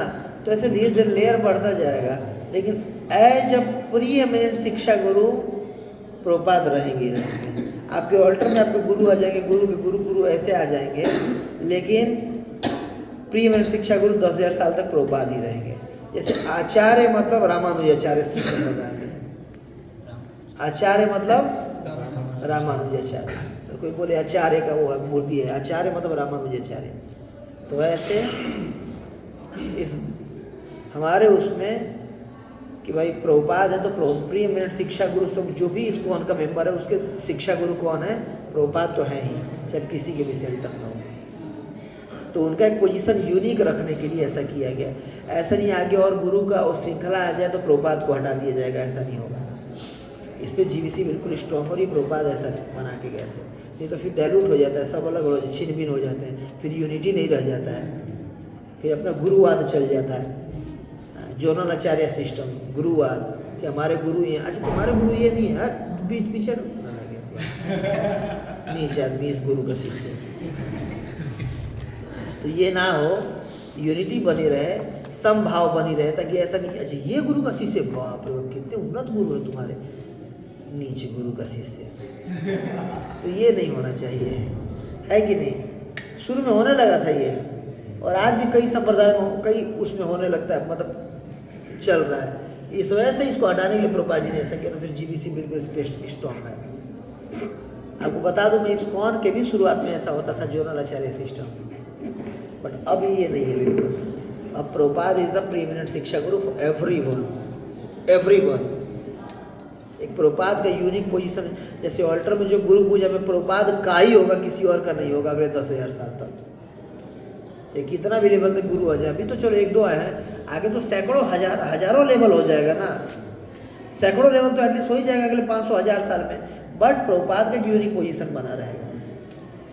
ये बहुत जरूरी है कि यूनिटी बना करके रखने के लिए, ताकि एक मतलब कस्टम को, एक सिद्धांत को आगे बढ़ाया जा सके। रामाय रामभद्राय रामचंद्राय वेद से रघुनाथाय नाथाय सीताया पतये नमः। मैं गुरु में भेज दूंगा। पंचतत्वात्मकम कृष्ण भक्त रूप स्वरूपकम भक्त अवतारम भक्ताख्यम नमामि भक्त शक्तिकम। ये 5 तत्वों का है। जैसे जगन्नाथपुर टेम्पल में जाएंगे, कहीं पर जाएंगे, या इस्कॉन के टेम्पल में जाए तो वहाँ पर प्रणाम मंत्र अगर नाम बताओ लिख रहेगा तो क्या होगा? प्रणाम मंत्र, क्योंकि जैसे हम कई जगह जाते हैं, कोई वैष्णवाचार्य वगैरह होते हैं, वांछा तो कॉमन है ही। अगर कोई विष्णु तत्व है, नमो ब्रह्मण देवाय गो ब्राह्मण हिताय च जगत हिताय कृष्ण गोविंदाय नमो नमः। राधा कृष्ण का कोई पर्टिकुलर फिगर है जिसका नाम नहीं पता, तो हे कृष्ण कौन। जब कृष्ण राधा रानी के साथ रहते तो हे कृष्ण कौन सिंधु। जब कृष्ण अकेले हों या कोई और विष्णु था तो नमो ब्रह्मण देवाय गो ब्राह्मण हिताय च जगत हिताय कृष्ण गोविंदाय नमो। ये कर सकते हैं। बलराम जी का नमस्ते बलिनाम श्रेष्ठ, नमस्ते धरणीधर प्रलंबारे, नमस्ते सुद्राहिमं कृष्ण पूर्वज। तो इन सबके अलग-अलग होते हैं। हाँ, सबके प्रणाम मंत्र अलग अलग होते हैं। राधा माधव जी का अलग, मतलब राधा, ठीक है मैं ग्रुप में शेयर कर दूंगा, आप लोग अगले हफ्ते तक याद करके आइएगा। प्रणाम मंत्रावली बुक भी आती है। क्या नहीं है उसमें? मैंने ये वाले जो आपने बोले तो पढ़ेंगे। हाँ, पंचतत्वों को प्रभु जी में वैसा करता था, वो जय श्री कृष्ण चैतन्य, ठीक है उससे भी कर सकते हैं। बट एक पर्टिकुलर पंचतत्व जब इकट्ठे हों तो ये भी उनका प्रणाम मंत्र होता है। पंचतत्वात्मकम कृष्ण भक्त रूप स्वरूपकम भक्त अवतारम भक्ताख्यम नमामि भक्त शक्तिकम।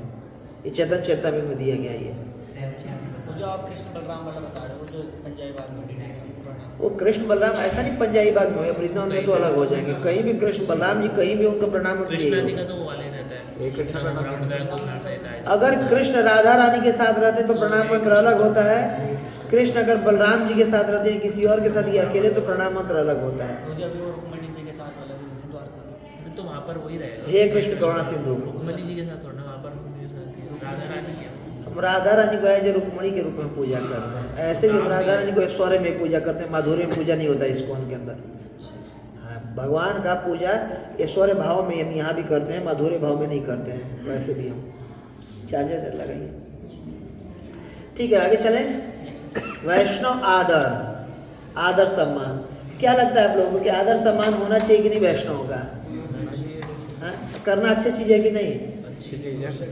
मतलब हमारे शास्त्र में तो ये तक बताया कि हर जीव का आदर करना चाहिए। वैष्णव तो छोड़ ही दीजिए, वैष्णव तो पूजनीय है ही, हर जीव तक का हमें आदर करना चाहिए। कुत्ते बिल्ली को भी अननेसरी जाते जाते 1 लाख दे गए।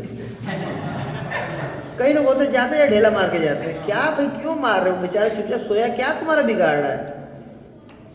बचपन में लोग स्कूल से आते रहते थे तो ढेला लेके रखते थे, गली में कुत्तों को मारते आते थे ढेला से। वो लेटा रहता है, पे पे करके मारता था, अच्छा लगता था। क्यों, अपराध है ये, जीव है वो, उसको भी सोने का अधिकार है, भले वो गली में सो रहा है। मुझे अगर बिगाड़ दो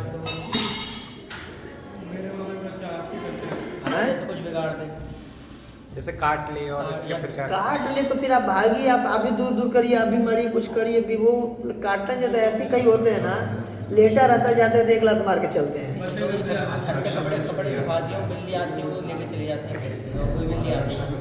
हाँ तो फिर तो दौड़ा लीजिए आप भी, लेकिन अननेसेसरी कई बार होते हैं ना। कई लोग का आदत होता है, कहीं बैठे हैं, मच्छर पटर पटर बजाते रहते हैं। अरे भैया कुछ ओडो मस्त लगा लो, कुछ वो कर लो। उस जीव का क्या गलती, उसका तो भोजन यही है ना, वो तो अपने उसको भगवान ने दिया ही यही भोजन, वो भोजन के लिए यार आप पट से बजा दिए उसको। उस जीवात्मा का क्या गलती, आपके लिए रोटी चावल खुराक बनाया गया, उसको खुद खुराक बनाया गया। और मच्छरों को सिर्फ लाल कलर दिखता है, ये चीज़ हमारे अंदर लाल है ना, तो खून जा रहा था वो ब्राइट दिखता है, बाकी जिसमें खून नहीं रहता वो चीज़ नहीं दिखेगा। जैसे ये नहीं दिखेगा, खून है मेरे अंदर में ब्राइट दिखेगा। रेड जो खून जिस चीज़ का जब वो ब्राइटनेस दिख जाती है, वहीं पर वो करते हैं। ऐसा नहीं कि यहाँ पर आकर के वो मार रहे हो, उनको बेवकूफ़ नहीं है इतना। भगवान ने सबको बनाया है। एनिमल्स की आंखें होती है ऐसी है, हाँ? मतलब गायों को भी ऐसे ही होता है कि उन्हें सारे कलर नहीं दिखते उन्हें भी, बैल को भी सारे कलर नहीं दिखते। हाँ, वो उन्हें जो बनाए उनकी आंखों पे एक लेयर ऐसी होती है कि उन्हें वही कलर दिखते हैं। हाँ तो उनको अपना खून दिख रहा है, अपना भोजन दे के आ रहे हैं और आपको वो पट से बजा दिया। आप अपना व्यवस्था कीजिए, मच्छरदानी लगा के सोइए।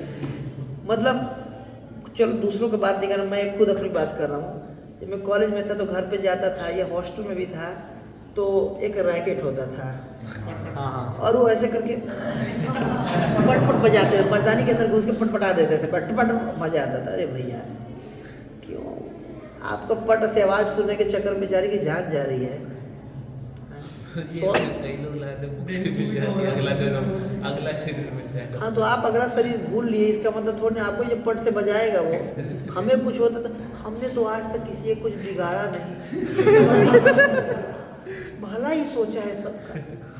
तो पट पट बजाया कौन है, पट पट। कई लोग ऐसे आ जाते हैं, जीवन में कुछ हो रहता है, कुछ आज तक किसी ने कुछ बुरा ही नहीं किया। मैं तो भूख लग रहा है, जो लेग पीस दे देना, लेग पीस खा लूंगा, लेकिन बुरा नहीं किया हूँ किसी का। क्यों भाई, उसे दजीची ऋषि के जैसे मांगा गया था कि अपना जरा टांग काट के दे दोगे, कुछ लोगों को खाना है। ऐसे मुर्गे से ऐसे किया जाता है, ला करके अधेड़ दिया जाता है ऊपर से। आपको स्वाद के चक्कर में बेचारे का जान ले रहे हो। हर जीवात्मा का उम्र 100 साल का होता है, पता चला 50 साल का है, तब तक आप उसको वो कर दिए, उसका 50 साल आयु बचा रहे कि नहीं। और मनु संहिता में आता है कि एक मर्डर होता है तो 8 लाख लोगों को होता है, मृत्यु का डर मिलता है। बेचने वाले, खाने वाले, देखने वाले, पकाने वाले, सबको अटेम्प्ट टू मर्डर छत पे लगेगा। देखने वाले देखने वाले, देखने वाले भी क्यों आपको रोका नहीं लग रहा है? उन्होंने कुछ किया नहीं तो कट रहा था तो देख नहीं देते, कटर देख नहीं देते आप, रोका नहीं आपने। हाँ तो ठीक है, उधर से मत जाइए। देखिए कई चीज़ों को हम नहीं संभाल सकते। कलयुग में ऐसा हो गया ना, पहले ऐसा नहीं होता था कि ओपनली होता था, बट अब इतना ओपनली हो गया कि सड़क पे लाके गाय काट देते हैं। आप उसको रोकिए, या आपकी क्षमता नहीं रोक सकते तो ठीक। आप आज के डेट में तो रोकने जाओगे तो आप ही को, चल ठीक है गाय छोड़ रहा हूँ तो ही ठीक है। कहीं कहीं गवर्नमेंट कर रही है तो गवर्नमेंट भी रिएक्शन देगी, ऐसा छोड़ना है, सबको लगेगा। हाँ कई बार अभी मतलब वो था कि पेट एनिमल्स को ना बहुत दिक्कत हो रहा है, पेटा तो एक वो कई वो एनजीओ बड़े बड़े लेवल पे चल रहे हैं कि एनिमल्स को बहुत, जैसे कि 6 में निकाला था कि जो नहीं कुत्तों को पालना चाहिए, कुत्तों को, जो लोग बम फोड़ते हैं दिवाली में, कुत्तों को बहुत दिक्कत होता है, कबूतरों को बहुत दिक्कत होता है, उड़ जाते हैं बेचारे, पक्षियों को दिक्कत हो रहा है, कुत्ते बिल्लियों को बहुत दिक्कत हो रहा है, और आप ऐड जो कर रहे हैं और टेस्टी मटन, देखते ही पानी आ जाए। टेस्टी मटन मतलब कि बकरा जानवर नहीं है और कुत्ता जानवर है। कुत्ते से प्रेम करो और बकरा खाओ, और उसे बकरा खिलाओ। कुत्ते से प्रेम करो, लेग पीस खा सकते हैं, बकरा खा सकते हैं, कुत्ते से प्रेम करना है। कुत्ता जानवर, हम लोग एक आंदोलन करेंगे, सबको कुत्तों को करना चाहिए, दिक्कत देते हैं कुत्ते बिल्लियों को, है कुत्ते बिल्लियों को दिक्कत है, और आप गाय खा जाओ और बकरा खा जाओ, पाड़ा खा जाओ, भैंस खा जाओ, ठीक है। बताइए, मीटिंग करते, बड़े बड़े आंदोलन होता है कि कैसे पेट को हम एनिमल लवर बनना है, और एनिमल लवर की मीटिंग हो रही होती है, और मीटिंग में लंच में मुर्गा चल रहा होता है कि नहीं प्रभु जी? एनिमल लवर्स की मीटिंग होती है बड़े बड़े पैमाने पे, बड़े बड़े देशों में, और उनके लंच में बकरा चल रहा होता है, बीफ चल रही होती है, और एनिमल लवर बनना है उनको। एनिमल से लव करो, गाय खाओ और बकरा खाओ, और एनिमल से लव करो। पेट पालते हैं, चिकन उन्हीं को खिलाते हैं, और कहीं और चिकन लेकर, हाँ, और चिकन लाओ, एक उसको स्वाद देने के चक्कर में, क्या नाम है, कितने मुर्गे कितने बकरे काट के खा देंगे कुत्ते को, उसमें कुत्ते को ही खिला रहे हैं। कुत्ते को चिकन चाहिए, ठीक है, पैक्ड फूड। तो ये क्या है ये सब? ठीक है, वैष्णव आदर पे आते हैं, पढ़िए अरुण प्रभु। बृहद नारदीय पुराण में उल्लेख है कि कुछ विशेष परिस्थितियों में हमें वैष्णवों को दंडवत अर्पित नहीं करना चाहिए, जैसे जब वे स्नान कर रहे हों, फूल तोड़ रहे हों, पानी ले रहे हों, अथवा प्रसाद ग्रहण कर रहे हों। हाँ, एक मिनट रुकिए प्लीज, थैंक यू। इसका भी नहीं है, कई बार ना अक्सर देखते हैं कोई प्रसाद पा रहा होता है और जाके पंचांग कर देते हैं, अरे भैया वो अब तो रोटी छोड़ के तो प्रणाम करे। कई बार ऐसा होता है गमछा पहन रहे होते हैं, आगे गमछा आगे प्रणाम कर रहे, तो गमछा लपेटना छोड़ के पहले वो प्रणाम कर, फिर गमछा बोल लेते हैं। देख करके सामने वाला भी किस पोजीशन में है, अब पानी ला रहा है कोई, तो आप आगे पढ़ रहा है, छोड़े प्रणाम करे, फिर पानी उठाए, फिर करे, सर पे लिए हुए आप उसको प्रणाम कर दिए,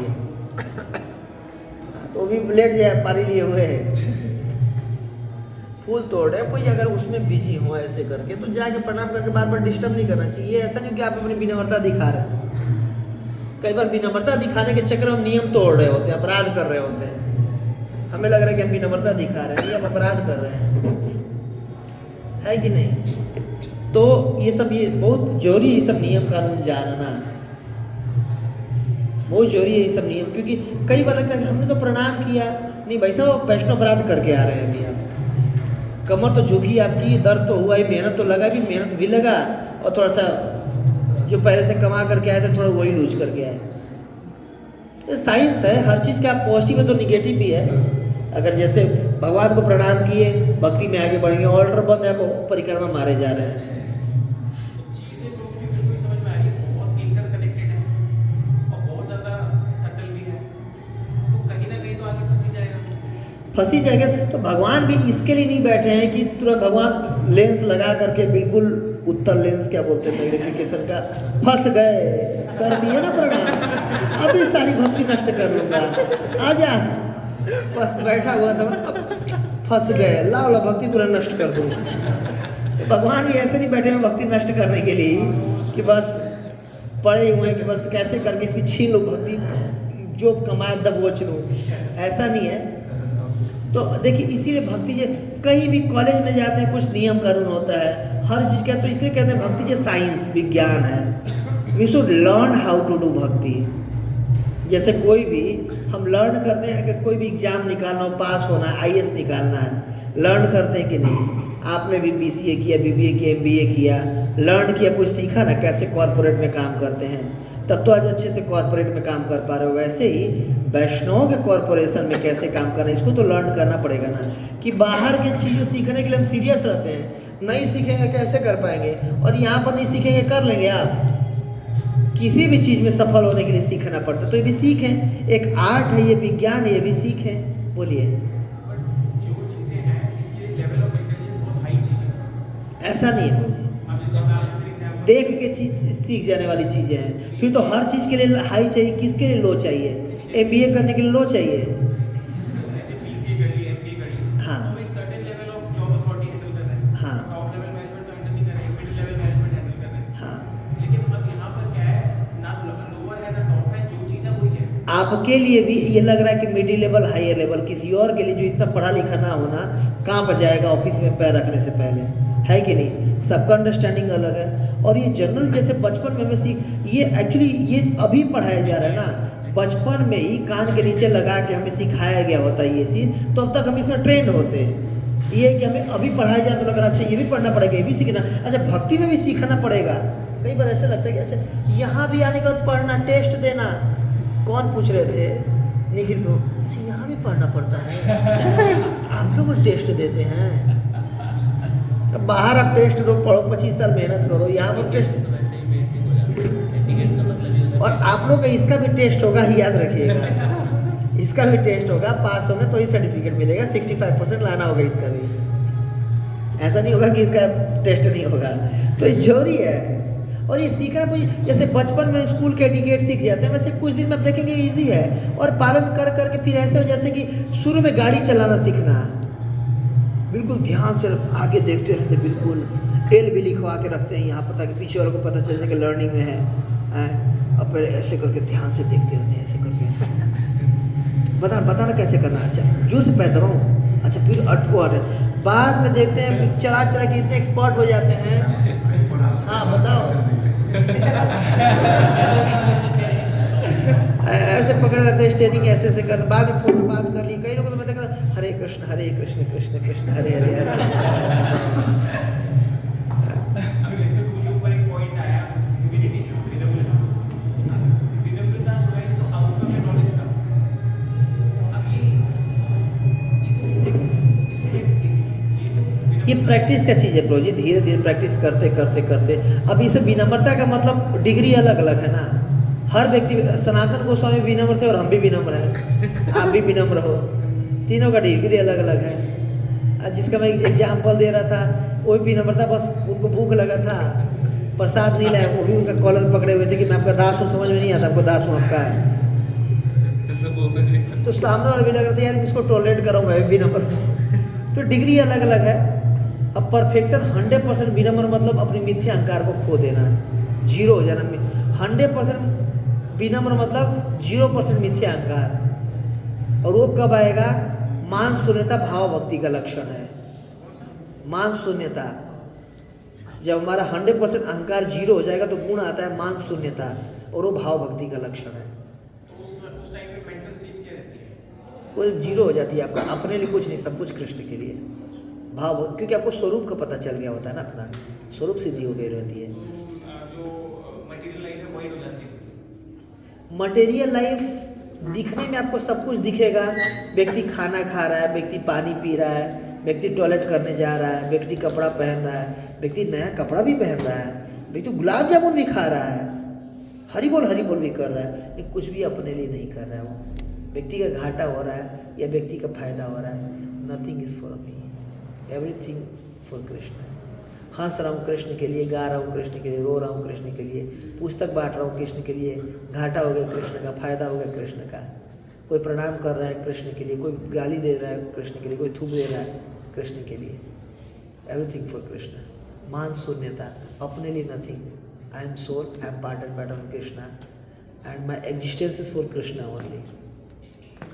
फिर उस पर शरीर में क्या हो रहा है नहीं हो रहा है, कोई कुछ गाली दे दिया, कोई प्रणाम कर दिया, कोई पैर धो के पी लिया, और वही कोई पी करके पेट भरा है, वही आपको टॉयलेट कर दिया, कोई आपके ऊपर कोई फर्क नहीं पड़ता है उसमें। शास्त्र में उद्धव गीता में बता रहे हैं औंती ब्राह्मण का, उसमें लोग क्या नहीं कर देते थे, छीन लेते थे, मार देते थे, टॉयलेट कर देते थे उसके शरीर पे जा करके, खाना खाता रहता तो उसी पे जा करके मुँह देते थे, ये तक टॉर्चर करते थे, उसी में थूक देते थे, दे करके छीन लेते थे, कपड़ा फाड़ देते थे, जाके जाते जाते उसको डंडा मार देते थे। कुछ नहीं, टॉलरेट, चुपचाप। उद्धव जी पूछे थे कैसे भगवत धाम जा पाएंगे, तो बोलते टॉलरेट, इसका कोई सब्स्टिट्यूट है ही नहीं। उद्धव गीता में आता है, भागवत 11 का नाम तो पढ़े होंगे, अवंती ब्राह्मण का जो नायम जन्म में सुख दुख है तो न देवतात्मा कर कर्म काला मन परम कारण वो मनंदी संसार चक्र परिवर्तित थे। संन्यास जो मंत्र इस्कॉन में वही अवंती ब्राह्मण का प्रेयर से दिया जाता है आज भी। चैतन्य महाप्रभु वही बोल के अहम तरिष्यामि दुरंत पारम तमो मुकुंदागम निश्चय वही है। तो देखिए जितना विनम्र होते जाएंगे ना उतना हमारा टॉलरेंस पावर बढ़ते जाएगा। प्रभु जी कैसे हम नाप सकते हैं कि विनम्र हो रहे हैं, कितना आप चीज़ों को टॉलरेट कर ले रहे हैं। और टॉलरेट सहनशीलता एक आध्यात्मिक गुण है। टॉलरेंट डजंट मीन कि इन्होंने कुछ मुझे बोल दिया और मैंने इनको नहले पे दहला नहीं दिया और मन में सोच रहा हूँ ये अगली बार इसको बताऊंगा, बदमाश कहेगा।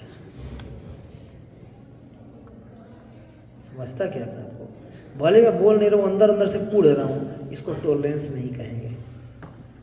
टॉलरेंस में तो उन्होंने कुछ किया और करने से पहले मैं क्षमा कर दिया था। Tolerance is a divine quality. अंदर से फट रहे भर रहे तो एक दिन फटेंगे और जिन दिन फटेंगे ना सारा बिल्कुल नहीं कहता तुमने इस दिन ये किया था, इस दिन ये किया था, इस दिन ये किया था तुम, तो ये टॉलरेट नहीं हुआ। कूड़ना अंदर अंदर इसको टॉलरेट नहीं कहते हैं। टॉलरेट मतलब आपको बुरा ही नहीं लगना चाहिए। और जितना विनम्रता बढ़ रहा है उसी मात्रा में आपका टॉलरेंस करने का क्षमता बढ़ेगा और जितना विनम्रता कम है उसी मात्रा में चीज़ों को टॉलरेट करने की क्षमता हमारा लेवल हमारा कम होगा। बोलिए। हर जगह अप्लीकेबल है। बोलिए। एवरीवेयर। सामने वाला भौतिक जिंदगी में हम एक नेशनल एटिकेट्स फॉलो कर रहे हैं और करने का प्रयास कर रहे हैं और हमें हमारे दिल ये वो भी है कि चलो क्षमा करो। जैसे मंदिर में होता है कि अगर किसी का पैंट का क्षमा मतलब हम सभी करते हैं।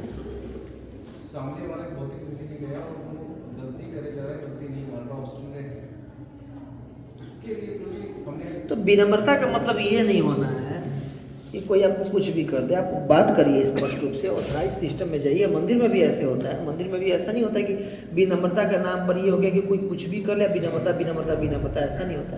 आप बात करिए कि भाई आप क्यों ऐसा कर रहे हैं, करने के बाद भी तो फिर जो एक्शन लिया इसके मंदिर में एक्शन नहीं लिया जाता है, हर जगह एक्शन लिया जाता है। नियम कानून बनाया गया है, नियम कानून आप पुलिस में उसका कंप्लेन करिए, वो ऐसे नियम कानून भी बनाया गया। विनम्रता का मतलब ये थोड़ा कोई आगे सर फाड़ के चला जाए।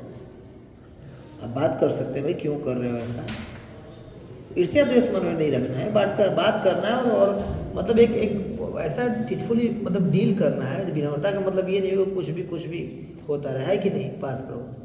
हाँ, विनम्रता का मतलब ये नहीं होता है कि क्या बोलते हैं और विनम्रता प्रभु एक डिवाइन क्वालिटी है। अगर आपको बुरा लग रहा है ना, जैसे आप ये कर रहे हैं मुझे बुरा लग रहा है, तो मतलब फिर आप उस पर बात करो, फिर प्रॉपर कम्युनिकेशन करो। इतना लेवल ऊपर हो गया कि कोई असर ही नहीं कर रहा है। जैसे युधिष्ठिर महाराज को बोलते थे कि मैं तो दुर्योधन को कुछ गलती करने से पहले ही माफ़ कर दिया था, या अम्बरीश महाराज वाले केस में आता है 9 कैंटो में, मैं तो उनका अपराध लिया ही नहीं, तो मुझे पता भी नहीं कि अपराध वो मारने के लिए कृत्या भेज दी, बोला मैं तो अपराध ही नहीं लिया।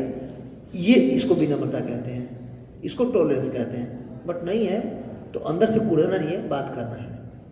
ऐसा नहीं कि अंदर से भरे जा रहे हैं, कुछ बोल भी नहीं रहे हैं, सफोकेट हो रहे हैं। No, it is not tolerance.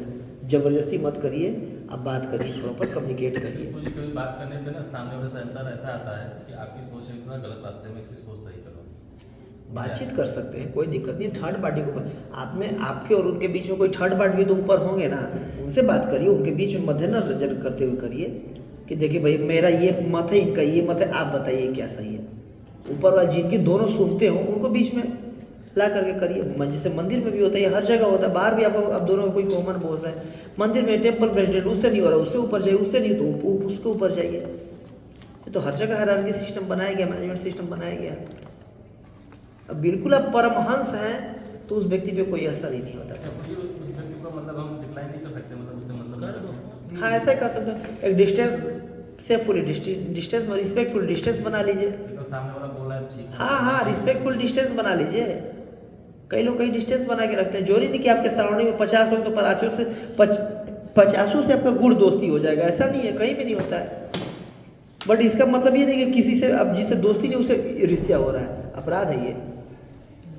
उनका मैं अगर सम्मान नहीं कर रहा हूँ तो उनका अपमान भी नहीं करूँगा मैं। कल मैं एक जगह गया हुआ था, वो थोड़े बड़े पोस्ट पे ए क्लास ऑफिसर हैं, तो वो कुछ बोलने लगे प्रेमानंद बाबा के बारे में। ठीक है, देखिए मुझे, मैं ज़्यादा उनके बारे में नहीं जानता और ना मैं उनके बारे में कुछ उल्टा सीधा सुनना चाहूँगा। मैं उनका लेक्चर कभी नहीं सुनता, बट बीइंग अ वैष्णव, देखो भैया साधु है, धाम में रह रहे हैं, वो कई लोगों को इंस्पायर कर रहे हैं भक्ति के लिए, तो मैं उनके प्रति कुछ सुनूंगा नहीं उल्टा पुल्टा। मैं उनका सम्मान करता हूँ, जब मिलेंगे मैं दंडवत प्रणाम करूँगा। हाँ, उनका संग मैं भले नहीं करूँगा, उनका लेक्चर नहीं सुनता। भाई हमारे माई बाप हैं, हम अपना हम सुनेंगे। मान लीजिए अपना पति दूसरे का पति अच्छा लगे, थोड़ा ना उसको पति बना लेंगे। जल मत, दूसरे का पति अच्छा हो सकता है, उसमें ज़्यादा गुण हो सकते हैं, थोड़ा अपना पति को छोड़ देंगे। ठीक है, हम अपना परंपरा पद्धति अपना पालन करेंगे।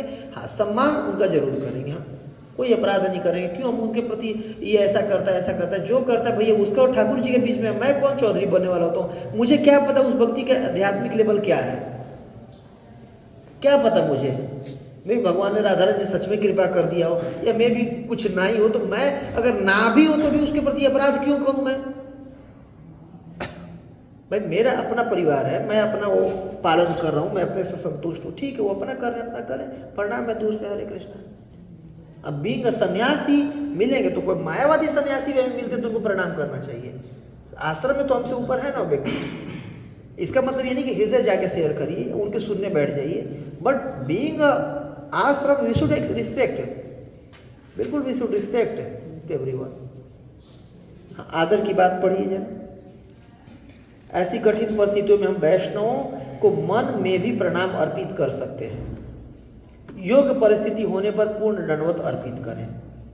अगर यो परिस्थिति योग्य है तो उसको प्रणाम करें, आपको भी प्रणाम करेंगे वो, या वो ना भी करें। कई बार ऐसा भी लग रहा था कि मैंने प्रणाम किया, तुमने प्रणाम नहीं किया। अरे भाई आपने अपना काम कर दिया था प्रणाम करके, वो करे ना करे उसकी वो है। मैं प्रणाम कर रहा हूँ, अभी मान लो हरे कृष्णा प्रभु जी, अब उधर से ना है हरे कृष्णा, अच्छा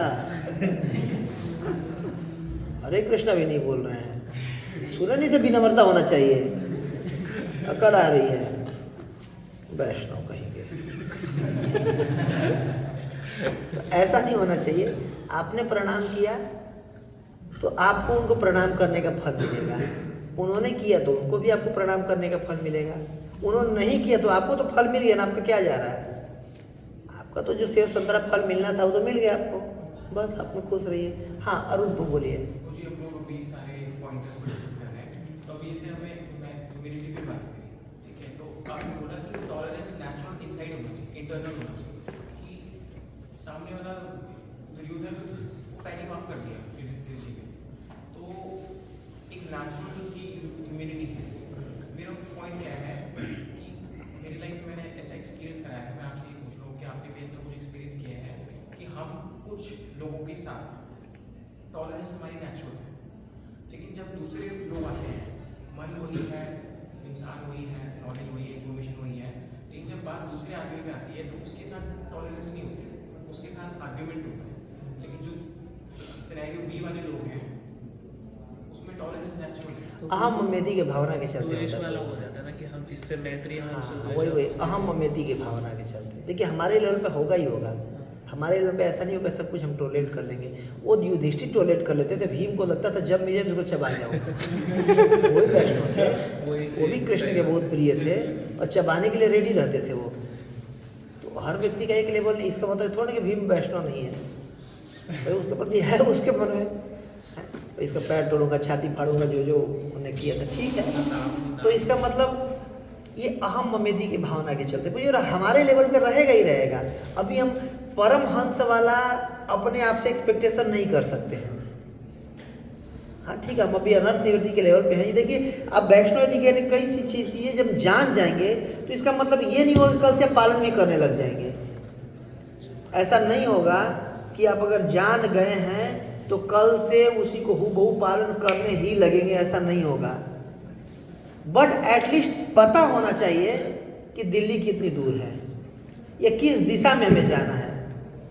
कहीं ऐसा ना हो कि गलत दिशा में हम चले जा रहे हैं।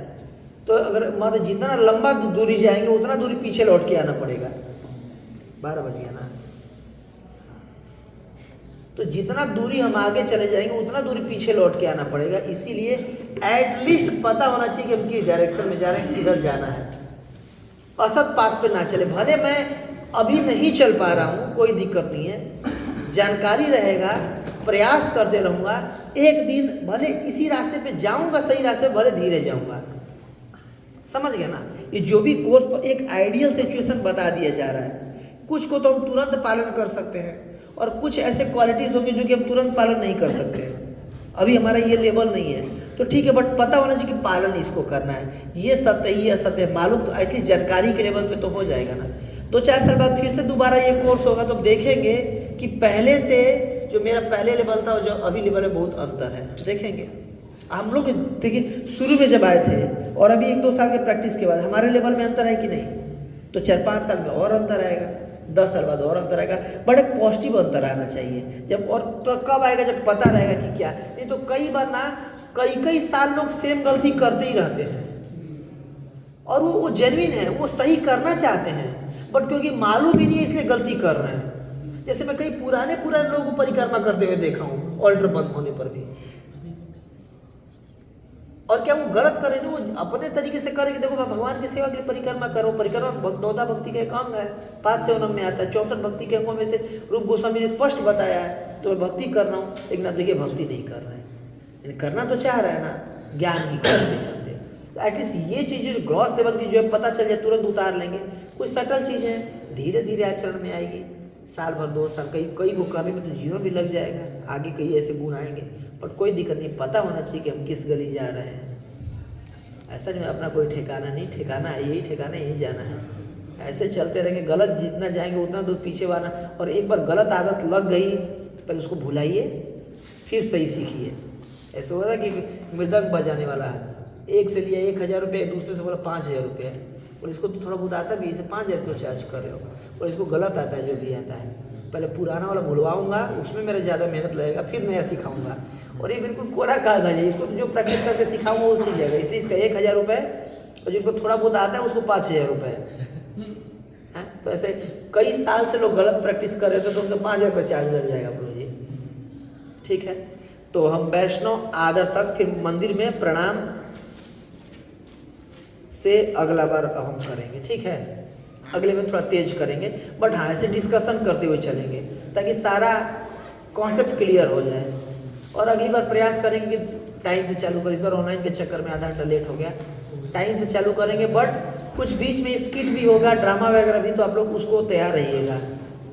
जो भी वॉलंटरी करके, कई बार 2-3 लोग के ग्रुप में भी होगा, कई बार इकट्ठे भी आके करना पड़ेगा। जैसे वैष्णव कई सारे वो में होंगे, तो हम लोग करते रहेंगे तो याद रहेगा ये चीज़ें कि गलती कैसे होती है और सही कैसे होती है।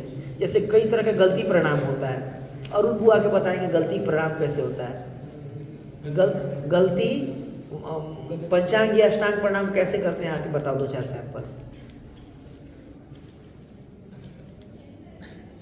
मतलब मैंने कभी ऐसे नोटिस नहीं करा है। हाँ भाई, आप करो 2-4 गलती प्रणाम, पंचांग प्रणाम में 2-4 गलतियां करके देखो।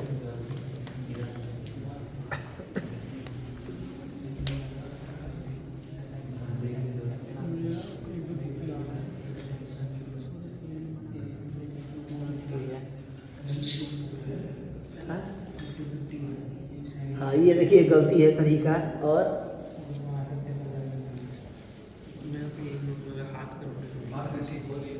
ये कैसा होता है, जैसे तुरंत करके हट जाता है। नहीं ऐसे नहीं, हाँ डीटी के सामने कर देते हैं और सिर के नीचे हाथ करते हैं। कई बार मैं छाती के नीचे रखता हूँ, मैंने नोटिस किया अभी। और कुछ भी बीट बैग को ना जमीन पे, आप कई बार बीट बैग को हाथ में लेकर रखने के लिए हाथ से कर सकते हो, ऐसा नहीं है। वो वैसे में उसके 3 सुन रहे थे बीट बैग के, मतलब वो ट्राई करेंगे अपना हटा दे, बीट बैग के उतार ना रखें, नहीं तो पीछे या हाथ पे तो बिल्कुल एंड केस होता है कि अगर नहीं है कुछ भी कर रहे हैं तो हाथ पे रखें, नहीं तो पीछे रख ले, कहीं रख दे। वो तो कोई ऐसा कर लेते हैं, ये वाला नहीं तो फिर हाथ आगे रहना चाहिए ऐसे। हाँ ये भी एक होता है गलत तरीका। और कई पैर ऊपर कर लेते हैं, ऐसे लेटो, पैर उठाओ,